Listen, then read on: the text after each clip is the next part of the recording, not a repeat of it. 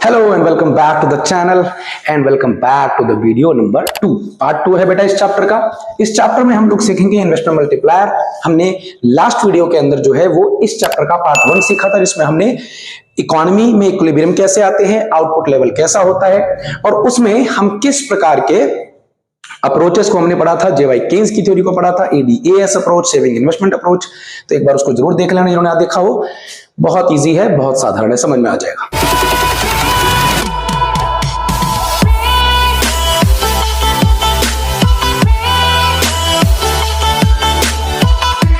ठीक है, investment multiplier कैसे होता है बेटा?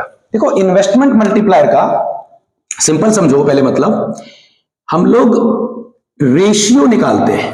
क्या निकाला? रेशियो। इसको हम लोग पहली बात तो ये बता दें कि जो ये इन्वेस्टमेंट मल्टीप्लायर है इसको हम डिनोट करते हैं के से। क्या करते हैं बेटा? के से। चलो बहुत बढ़िया। अच्छा, के बराबर डेल्टा वाई अपॉन में डेल्टा आई।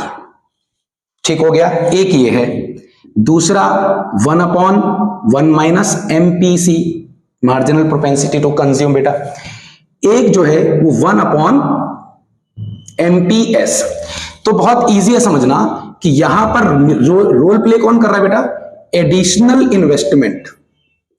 जब भी हम इकोनॉमी में इन्वेस्टमेंट को बढ़ाते हैं, इन्वेस्टमेंट को इंक्रीज करते हैं, तो change in investment leads to change in income, change in level of output. ठीक है, और इसीलिए इन्वेस्टमेंट मल्टीप्लायर को आउटपुट मल्टीप्लायर भी बोलते हैं, क्योंकि इन्वेस्टमेंट बेसिकली इनकम को ही राइज कर रहा है, और इनकम को राइज करने का मतलब आउटपुट राइज होगी, जीडीपी राइज होगी। ठीक है। दूसरा अगर आप देखो तो ये एमपीसी, इसका मतलब ये कंजम्पशन से रिलेटेड है। मतलब यहां मल्टीप्लायर का रिलेशन किसके साथ है बच्चों? एडिशनल कंजम्पशन के साथ। ठीक हो गया। यहां पर क्या है? देखो, सेविंग आ गई। इसका मतलब यहां पर मल्टीप्लाई का रिलेशन किसके साथ हुआ? सेविंग के साथ। और सेविंग भी कौन सी? एमपीएस, मतलब एडिशनल। यहां भी क्या? एडिशनल। यहां भी क्या? एडिशनल। यहां तो डेल्टा अपने आप ही बता रहा है कि डेल्टा माने चेंज होता है। तो जितना इन्वेस्टमेंट में चेंज हुआ, इन्वेस्टमेंट के बढ़ने से इनकम बढ़ेगी, इन्वेस्टमेंट के घटने से इनकम घटेगी। और इसीलिए एक छोटा सा मैं आपको टॉपिक बताता हूं, सुनो। Forward action multiplier, backward action multiplier. Forward action multiplier का मतलब होता है जब इन्वेस्टमेंट के बढ़ने से इनकम बढ़ती है, और बैकवर्ड एक्शन में क्या होता है? जब इन्वेस्टमेंट के कम होने से इनकम कम हो जाती है। एग्जाम के अंदर 1-2 नंबर का ही आ सकता है, तो एक बार ध्यान से इसको समझ लो। ठीक है, डन। चलो बच्चों, कम बैक। 1 अपॉन एमपीएस में किसका बेटा हुआ? एडिशनल सेविंग की वजह से कैसा रिएक्ट करते हैं हमारे इन्वेस्टमेंट मल्टीप्लायर। ठीक हो गया। लगे हाथ, इसको एक और चीज समझो आप। यहां आप देखोगे बेटा तो कंजम्पशन के साथ जो रिलेशन होता है वो डायरेक्ट रिलेशन होता है, मतलब हम कह सकते हैं पॉजिटिव रिलेशन है। कंजम्पशन को बढ़ाएंगे तो भी आपकी इनकम बढ़ती है। इनकम का मतलब इन्वेस्टमेंट मल्टीप्लाई होती है, इनकम जनरेट होती है। और सेविंग के साथ कैसा रिलेशन है? ये इनडायरेक्ट रिलेशन है। कौन सा बेटा? इनडायरेक्ट। ठीक है। सेविंग कम होगी। अगर सेविंग कम होगी, इस केस में समझो, अगर सेविंग कम करेंगे, इसका मतलब क्या हो रहा होगा? इसका मतलब ये हो रहा होगा कि आप ज्यादा कमा पाओगे, ज्यादा आप उसको यूज करोगे, ज्यादा आप इनकम को इंक्रीज करने में आपको मदद मिलेगी। पर अगर सेविंग बढ़ने लगा बच्चों, सेविंग बढ़ेगा तो मतलब हाउस होल्ड खर्च ही नहीं कर रहा, घर में दबा के बैठा हुआ है। ठीक है। और अगर वो खर्च ही नहीं करेगा तो इनकम लेवल कहां से बढ़ेगी? फिर तो बढ़ेगी नहीं। इसलिए यहां पर जब इसको समझो, ये कुछ इस तरीके से मामला है बेटा, और वहां पे अगर आप देखोगे तो ये ऐसा है, हुआ ना, अप डाउन। मतलब रिलेशन कैसे हो गया? इनडायरेक्ट या नेगेटिव रिलेशन। यहां पे आप देखोगे तो के बढ़ी, इसका मतलब हमारा एमपीसी भी बढ़ा। तो यहां कौन सा रिलेशन हो गया? पॉजिटिव रिलेशन हो गया, या हम इसको डायरेक्ट रिलेशनशिप भी कह सकते हैं। ठीक हो गया। तो ये वाला छोटा सा पॉइंट था, अभी हमने कवर कर दिया। इन्वेस्टमेंट मल्टीप्लायर का बेसिक आप मतलब सीख गए कि जैसे ही इन्वेस्टमेंट में आप थोड़ा सा बढ़ाओगे, इन्वेस्टमेंट बढ़ाते हो, इन्वेस्टमेंट के बढ़ाने से एग्रीगेट एक्सपेंडिचर बढ़ेगा, एक्सपेंडिचर बढ़ने से ही आपका इनकम जनरेट होगा, मतलब क्योंकि प्रोडक्शन बढ़ रही होगी, आउटपुट बढ़ेगा, आउटपुट बढ़ने का मतलब क्या हुआ? नेशनल इनकम बढ़ेगी, विच इज वाई। ठीक है, ये तीनों पॉइंट आप ध्यान से सीख गए होंगे। पॉज करके इन तीनों के स्ट्रक्चर को एक बार फिर से सुन लेना, पूरा समझ में आ जाएगा। वैसे तो है ही आसान ये। अब एक बात और इंपॉर्टेंट है, यहां पर आओ सब लोग। 3 मार्क्स के न्यूमेरिकल क्वेश्चन पूछते हैं बेटा इस यूनिट से, हर बार आता है, हर साल आता है। तो उसमें क्या पूछते हैं वो पूछते हैं कि भाई equilibrium level of output measure करके दो। अब आउटपुट कहें, जीडीपी कहें, या फिर इनकम भी कह सकते हैं। तो 2021 के जो क्वेश्चन पेपर है उसमें अगर आप देखोगे तो वहां पे equilibrium level of income find करने को कहा है। इस यही टॉपिक से 3 से 4 प्रकार के क्वेश्चन बना के वो देते हैं।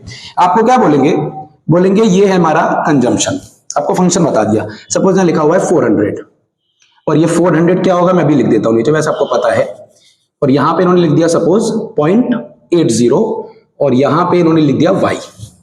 ठीक है, वैसे तो ब्रैकेट में नहीं लिखेंगे कुछ इस तरह से ही, वो एग्जाम के अंदर क्वेश्चन ये होगा। ठीक है, और यहां लिख देंगे जो इन्वेस्टमेंट है वो सपोज करो 1000 है। ठीक हो गया, डन।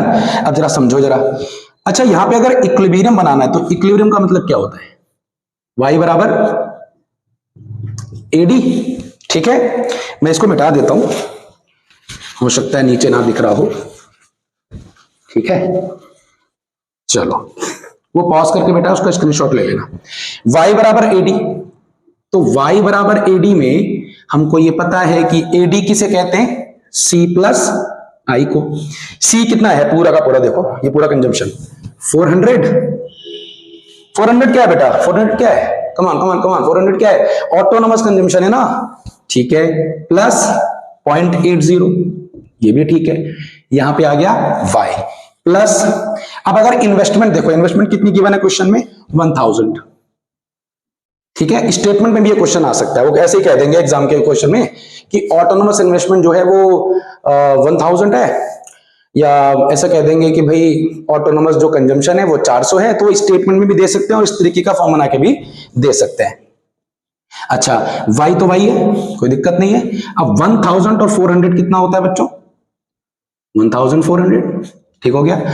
इसके बाद 0.80y। अब इस y के साथ की जो यूनिट है वो यहां लेकर आओ, ले आए?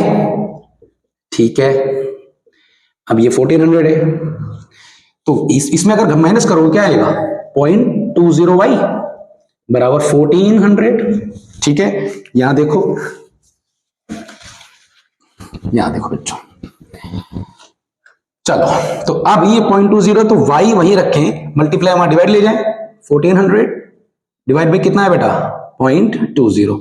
अब यहां से पॉइंट हटाया, यहां 2 0 बढ़ा, ये कट गया इससे। अब बताओ कितना आएगा? 2 7 14 000। तो y बराबर कितना है बेटा? 7000। इसका मतलब ये हो गया कि आपकी जो आउटपुट, जो इक्विलिब्रियम जिसको हम कह रहे हैं ना कि इक्विलिब्रियम इनकम लेवल पे कितना है, दैट इज 7000 रुपीज। तो अगर 7000 की इनकम होगी तो ये पूरी इकोनॉमी आपकी इक्विलिब्रियम में काम कर जाएगी। ठीक है, ये पॉइंट आपका यहां पे हो गया खत्म, क्लियर हो गया। अच्छा, अब एक चीज और देखो बेटा, एक चीज और देखो, हमने जो फॉर्मूले का यूज करना है, इसी क्वेश्चन को अगर हम इस वाले फॉर्मूले में इस्तेमाल करें, कौन सा था भैया? वो जो कंजम्पशन वाला पढ़ाया था, ये वाला। हाँ, बिल्कुल यही था। ठीक है, अच्छा, ये जो चीज हमको क्वेश्चन में दी थी, ये वाली y के साथ अगर कंजम्पशन है तो ये कौन सा होगा? ये स्लोप ऑफ कंजम्पशन होता है, जिसको हम MPC कहते हैं। ये क्या था बच्चों? MPC। तो चलो y1 बराबर MPC कितना है? 0.80 के बराबर। ठीक है, 1 में से गया, कितना बचा? 0.20। ये पॉइंट हटाया, यहां 2 0 हो गया, 25 100। तो k बराबर कितना है बच्चों? 5, और क्योंकि मल्टीप्लायर है तो इसको हम टाइम्स में मेजर करेंगे। आपने अभी जो क्वेश्चन किया था उसमें कितना आ रहा था अगर आपको याद है? इन्वेस्टमेंट कितनी थी? 1400। ठीक, डन। और इनकम अभी हमने कितने में कैलकुलेट की थी? 7000। क्या ये इसका 5 टाइम्स नहीं है जो इन्वेस्टमेंट मल्टीप्लायर आ रहा है? बस यही चीज है बेटा कि जितनी इन्वेस्टमेंट हुई उसका कितना मल्टीप्लाई किया जाएगा इनकम जनरेट करने में। तो 1400 की इन्वेस्टमेंट जैसे ही इंजेक्ट हुई इकोनॉमी के अंदर, इंजेक्शन हुआ, वैसे ही उसने 5 टाइम्स मल्टीप्लाई कर दिया इनकम को, and we have got 7000 additional revenue और additional income that we generated by making additional investment. And we can also say कि ये इन्वेस्टमेंट जो है एडिशनल जो जा रही है वो मार्केट में इंजेक्ट हो रही है, तो इंजेक्शन भी इसको हम कहते हैं। दो होते हैं, इंजेक्शन और लीकेज, ये दो पॉइंट होते हैं। लीकेज का मतलब है सेविंग, ठीक हो गया। वहां जहां सेविंग करेंगे वहां इकोनॉमी में लीकेज आएगी, जहां इन्वेस्टमेंट बढ़ेगी वहां इकोनॉमी में इंजेक्शन होगी, ठीक है। तो ये आपका चैप्टर बेटा यहां पर हो गया फिनिश। ये जो क्वेश्चन आपने किया, आपको बुक के अंदर बहुत इस तरह के क्वेश्चन मिल जाएंगे, प्रैक्टिस करते रहना, और प्रैक्टिस करते रहोगे सारे क्वेश्चन आपके खत्म, चैप्टर यहां पर हो गया फिनिश। मैं उम्मीद करता हूं कि आपको ये पूरा चैप्टर बहुत अच्छे तरह समझ में आ गया होगा। और अगर आपको ये वीडियो अच्छी लग रही हो, कंटेंट अच्छा लग रहा हो, आपको हेल्प मिल रही हो, तो आप लाइक करना इस वीडियो को, चैनल को सब्सक्राइब करना अगर आपने नहीं किया है, और अपने दोस्तों के बीच में, क्लासमेट्स के बीच में इसे शेयर भी कर सकते हो, ठीक है। मैं मिलता हूं आपसे नेक्स्ट वीडियो में किसी नए टॉपिक के साथ। तब तक पढ़ते रहिए, बढ़ते रहिए, ठीक है। Thank you.